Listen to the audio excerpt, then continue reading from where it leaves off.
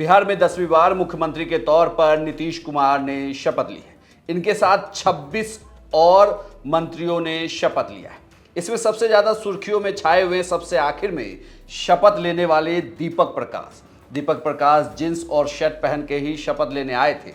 जहां सभी नेता ज्यादातर कुर्ते पैजामा में थे, वहीं दीपक प्रकाश बिल्कुल जींस और शर्ट में ही वो शपथ के लिए पहुंचे थे। हर कोई ये जानना चाहता है कि आखिर दीपक प्रकाश हैं कौन जिन्हें शपथ दिलाई गई है नीतीश सरकार में। दरअसल दीपक प्रकाश आरएलएम के कोटे से मंत्री बनाए गए हैं, यानी कि राष्ट्रीय लोक मोर्चा जो उपेंद्र कुशवाहा की पार्टी है, उपेंद्र कुशवाहा की पार्टी से दीपक प्रकाश ने शपथ लिया है। आपको ये भी बता दूं कि दीपक प्रकाश बिहार के किसी भी सदन के फिलहाल सदस्य नहीं है, यानी कि मंत्री बनाए जाने के बाद उन्हें 6 महीने के अंदर किसी ना किसी सदन की सदस्यता लेनी होगी। पहले ये कहा जा रहा था कि उपेंद्र कुशवाहा की पार्टी जो आरएलएम है उससे स्नेहलता कुशवाहा, उनकी पत्नी जो सासाराम से चुनाव जीती हैं, उन्हें मंत्री पद की शपथ दिलाई जाएगी। लेकिन सुबह यह फैसला हुआ कि उनके बेटे दीपक प्रकाश को ही शपथ दिलाई जा रही है। दीपक प्रकाश को लेके और ज़्यादा जानकारी नहीं है, लेकिन वो सुर्खियों में इसलिए छाए हुए हैं कि बड़े शालीन तरीके से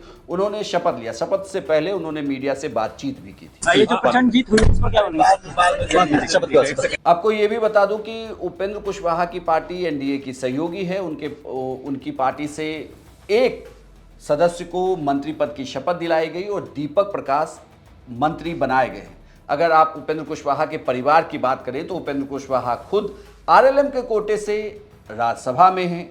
उनकी पत्नी स्नेहलता कुशवाहा विधायक बनी है सासाराम से, और अब उनके बेटे यानी कि दीपक प्रकाश को मंत्री पद की शपथ दिलाई गई है। बिहार की जनता ने नीतीश जी को बार बार आशीर्वाद दिया है, फिर से एक बार आशीर्वाद मिला है तो शपथ लेने जा रहे हैं। और जिस तरह से जनता ने प्रचंड बहुमत के साथ आशीर्वाद दिया है, उसी तरह से बिहार की जनता की सेवा नीतीश जी के नेतृत्व में मिलकर हम सब लोग मिलकर करेंगे। ये कहा जा रहा है कि जब सीटों का बंटवारा हुआ था उसी दौरान आरएलएम को ये कहा गया था कि 6 सीटों के अलावा, यानी कि विधानसभा की 6 सीट जिस पर वो चुनाव लड़ रहे थे, इसके अलावा उन्हें एक एमएलसी का कोटा भी दिया जाएगा, यानी कि उनके पार्टी के कोटे से एक एमएलसी भी बनाया जाएगा।